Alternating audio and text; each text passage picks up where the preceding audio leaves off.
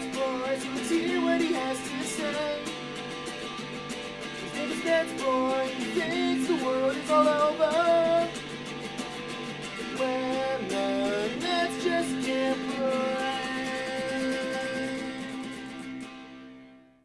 What up, Net fans?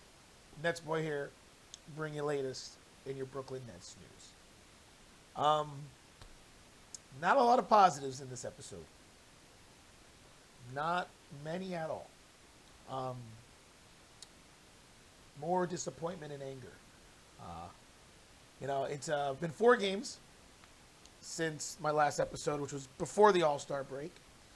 And, my last episode, I was feeling good about this team.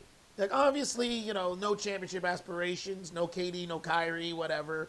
But, they had that great win against the Heat, and you're like, okay, we can see what this team could become. We could see Mikal Bridges being kind of like a de facto go-to guy. Maybe Cam Thomas will continue to elevate his game. Claxton, Cam Johnson looks sharp. Dinwiddie's a good player. Finny-Smith, they got these defensive-minded players, right? They're going to be a great defensive team. NetsBoy mentioned how maybe they could be like the 04 Pistons. Pah! Pah! Are the 04 Pistons giving up over 80 points in a half? Was the 04 Pistons giving up 42 points in one quarter? Is the 04 Pistons getting blown out by 40 points against the Bulls? Hell freaking no. What a mistake that comparison was. This team is a freaking joke right now. It's embarrassing. I never thought that without the star players of Durant and Kyrie, that this team was going to fall apart so epically. Because that's what's going on. What happened with that Heat game is complete fool's gold. We saw, Mikal Bridges scores 45 points, everything. Look, Mikal Bridges is a good player, but I think we all got ahead of ourselves by seeing what he can do occasionally. And the reality is, that's what separates a good player like Mikal Bridges, and that's what he is, a good player, from a great player or a superstar player, is the consistency factor. On every night or any given night, that player needs to elevate their game and elevate everyone around them. That's the definition of a star or a superstar. Mikal Bridges isn't that guy. He's a good player who could have moments where he carries a team like he has in other, with the 45-point performance. And he had, I think, 33 in the other day against the Hawks that they lost on the buzzer beater. Or maybe that was, against the Bucks they had 33, which was a game that the Nets were up by 17 and then blew the lead and lost by like 16.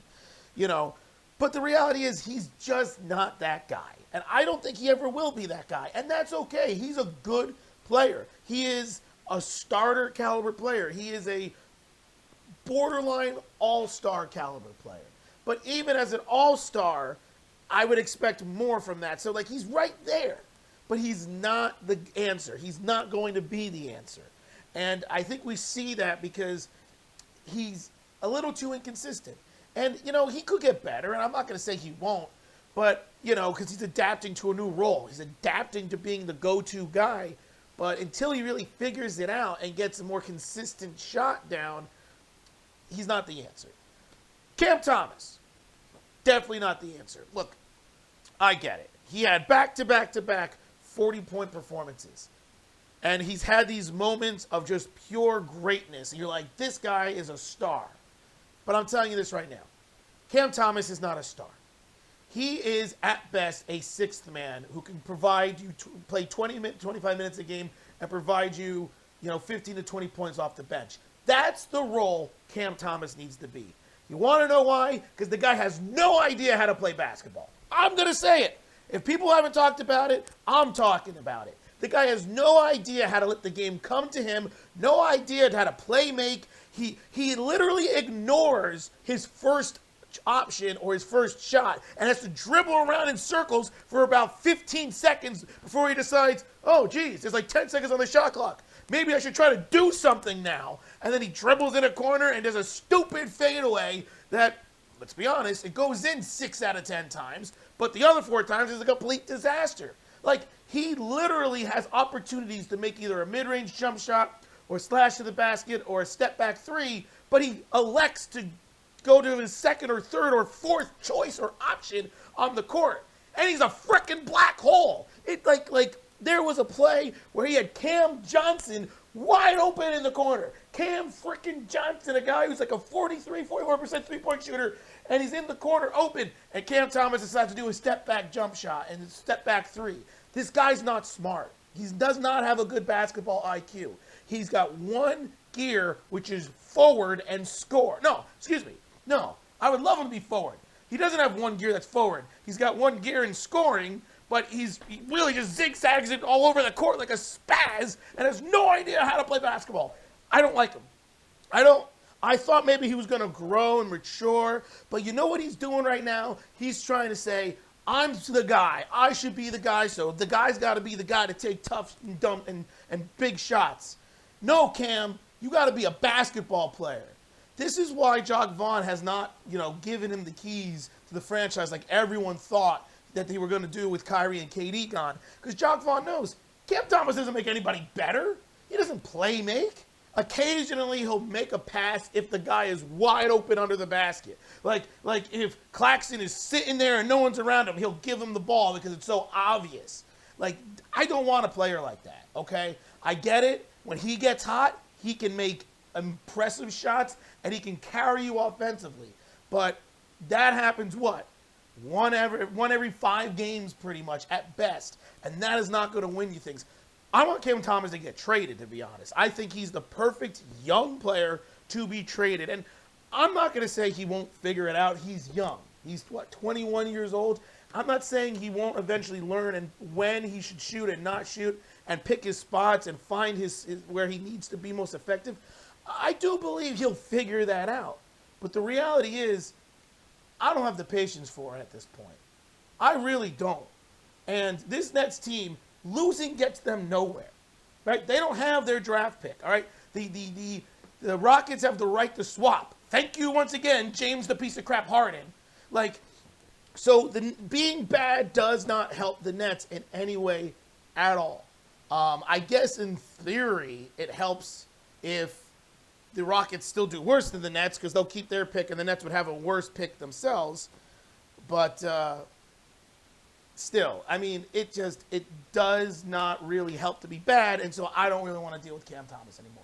I'm going to be honest. Unless he can embrace that sixth-man role and start taking the first available shot that's open instead of turning it down, not for a better shot, but for a contested fadeaway, I don't want to deal with him anymore. And Spencer Dinwiddie, bro, you're doing too much. I always mention this to Spencer Dinwiddie. He always suffers from, bro, you're doing too much syndrome.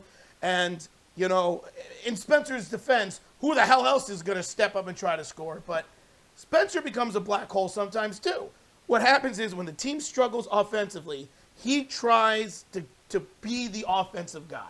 But instead of facilitating and making the right play as well like he should be doing, he starts just taking really dumb floaters, really tough shots, step-back threes, and then bitches and moans about not getting foul calls, which half the time are just not even really calls. Like, there's no reason to complain. Just play basketball. Like, I forgot about this with Spencer. Like, it's been, 3 years since we saw this, or 2 years since we saw this, and I remember, it's all coming back to me. I'm like, oh, yeah. Spencer Dinwiddie is literally one of the most frustrating players to watch because one moment he looks great and you're like, this guy is a really good player. And then the next moment he's jacking up step-back threes, stupid floaters, and crying to the refs every 5 seconds and always gets teed up because he obviously is developed a reputation throughout the NBA and the referees.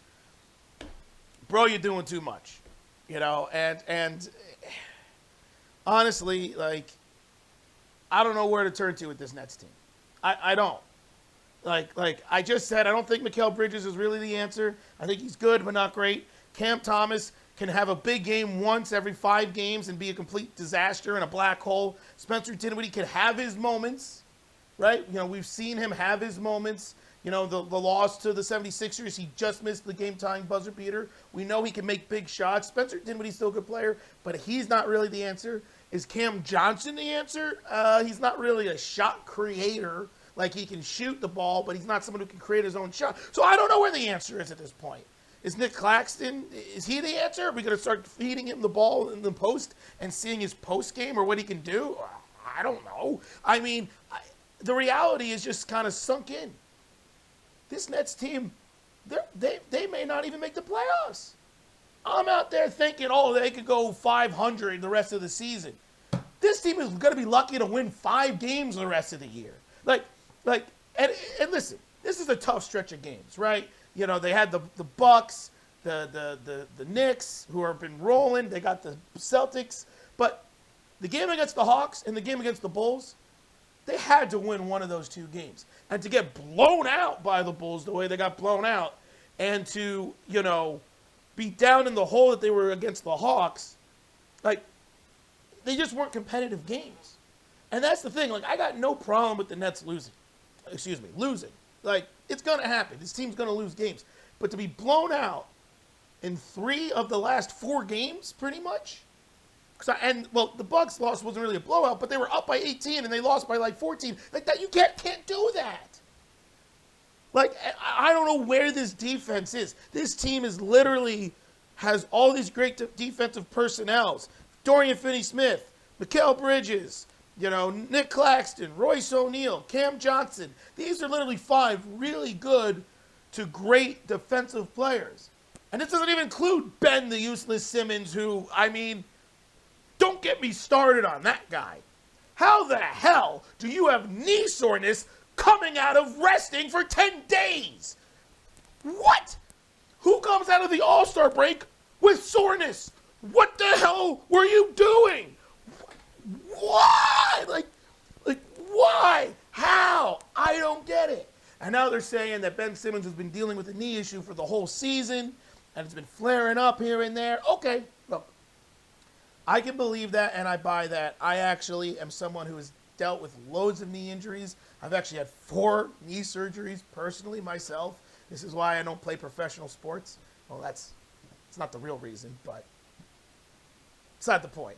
But I've had knee issues my whole life. I actually am dealing with a knee issue as we speak, and I get it. It's chronic pain throughout. I completely understand that. And I do believe that he's got some kind of issue.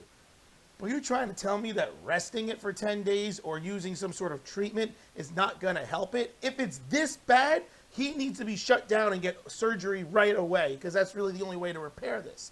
If it's what it sounds like, which is knee soreness, usually that's some sort of meniscus issue, normally needs an arthroscopic surgery or a scope or something. I mean, once again, I'm no expert, but I had loads of knee surgeries, including that said surgery, a knee scope. I've gotten that done before, and I probably going to need it on my other knee too, what I'm dealing with right now. Point is, like, if that's the case, you should just get it done at this point, because this whole, like, will he actually play thing is ridiculous. But if he can really actually play, frickin' play at this point. I know he's been a bit of a disaster when it comes to only taking 3 shots a game. I know he's a shell of himself, but the reality is he's still a okay player. And he's still a rotational piece, especially since Jacque Vaughn's been using him as the backup center, because right now, they got no one other than Claxton. Daron Sharp's not the answer. At first, I was like, I want to see Daron Sharp play. He just looks overmatched against any legit big in the league. You know, he's not the answer at this point either. And the reality is, other than Claxton, they don't have another big on the roster. They're going to a small ball lineup, which, you know, we all know how much I personally love the small ball lineup. You know, with Finney-Smith or Cam Johnson as the 5. I mean, look, Jacque Vaughn doesn't really have many other options. The Nets do have a roster spot open, so I am wondering if and when Sean Marks is going to decide to fill that spot, but there's a chance that may not happen, because the whole reason why they got that roster spot originally was to leave it open so they didn't have to pay a player. Remember, that's why they traded Jay Crowder, because even though they could have had him on the roster, they traded him away because they didn't want to pay him and they didn't want to pay a luxury tax. So maybe they'll never bring anyone in. But the reality is, it's all on Claxton now as the only legit big on this team. He's playing okay, but you're starting to see Claxton get a little beat up. You know, he hasn't broken double digits, I think, in since the All-Star break.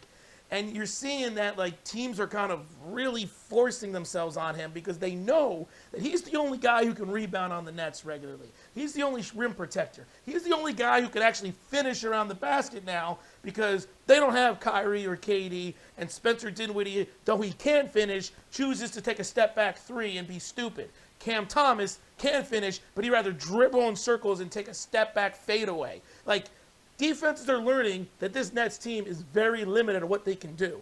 And Ben Simmons can help, okay? He can play make, he can be the backup big, he can rebound, and he can defend. And that has been the biggest disaster about this Nets team. This team cannot defend. I mean, listen to the point totals that they gave up the first 4 games. I have to go back and look on my phone. 131 to the Bulls, 129 to the Hawks, 118 to the Bucks, and 142 to the Knicks. This is supposed to be a team that plays great defense. And they're just lost out there. They're just lost. And there's a lot of reasons behind it. Kim Johnson kind of brought it to everyone's attention, talking about terminology is different, philosophies are different. I get that completely, and I do believe that there's some truth to that. But at the same time, it's effort. At the same time, it's just caring. And I'm not saying this team doesn't care or that they're not trying, but they're not talented enough to let down for a single second on the defensive end if they want to win. They're not. That's just a fact. And yes, it's a big deal when 4/5 of the starting lineup is completely different. Like, I think Jock Vaughn needs to start mixing and matching a little bit better. Like, starting the 4 new guys and Claxton, even though statistically it's been a very effective starting lineup on the defensive side in particular, that part's true. The second unit is just trash right now. Joe Harris, this guy is so useless at this point. Seth Curry, all he can do is shoot, and if he's not shooting, he's literally like a paper bag in the wind. You know, Royce O'Neal, he's fine, but Royce doesn't seem like he's doing that well coming off the bench. He's almost like he's better as a starter. And Cam Thomas, we already talked about him. The reality is they have no defensive-minded players other than Royce O'Neal coming in the second unit. And what you're actually seeing happen is this Nets team is kind of hanging tight in the starters. The second unit comes in, and the defense just disappears because you have Swiss cheese Joe Harris, paper bag Seth Curry, and and I don't know what's another thing that's really fragile. A piece of paper Cam Thomas as your defenders there, and it's just a joke. So if I'm Jock Vaughn, I'm mixing up the rotation a little bit. I'm starting Royce O'Neal and letting Finney-Smith come off the bench. That's an idea. And play with the second unit to help defensively. Or I'm rotating the unit a little bit and I'm letting someone like Mikal Bridges be out there with the second unit. I don't know. The reality is there's not a lot of solutions. This team just sucks. And they probably will still make the play-in, but I'm not joking when I say that they're going to be lucky to win 5 games the rest of the year. They got some tough games coming up. And, there's really only 5 or 6 teams that I would say that they're really better than at this point. So they're dropping. They're dropping fast. They're already the 6th seed. They're only like 2.5 up or 2 games up on the Heat right now. The Hawks are coming. I mean, you're looking at the standings. I think the Heat and the Hawks and the Raptors all could pass the Nets. The Nets could fall to the 9 seed here. They really can. Like, they could fall to the 9 seed and be in the single elimination game in the play-in. And that's why the reality is this team may not make the playoffs. Because the play-in doesn't count as the playoffs. If you remember, by rules of the NBA, how they determine it, the play-in is not the playoffs. The play-in gives you a chance to make the playoffs. So I personally did not expect this team to drop below the 7th seed. But after watching them play, I'll be pumped if they don't. I'll be ecstatic if they don't fall to the 9 or 10 seed and be in the in the single elimination play-in. I mean, there's still an outside chance they drop to the 11th seed because the Bulls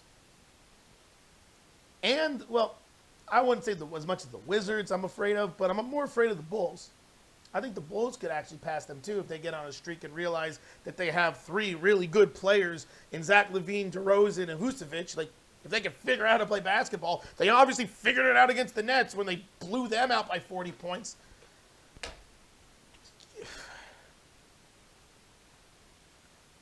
You know, this is what I get for being optimistic. This is what I get for feeling good about this team. I should have already known better. I should have known better with everything that transpired with Kevin Durant and Kyrie Irving that I am never allowed to be positive or optimistic. Every time I am gravely disappointed, and I am just filled with anger. And sure enough, that's what's happening now. So screw it. No matter how good this Nets team looks, I am going to continuously look at the negatives and be pessimistic because that's the only way they won't disappoint me. That's just being a Brooklyn Nets fan, ladies and gentlemen. That's it. All right, wrap up this episode. Not even going to talk about the next couple games for the Nets. What are they going to do? Because they're going to be lucky to win one game the next couple games. They're going to be lucky to win one game the rest of the year.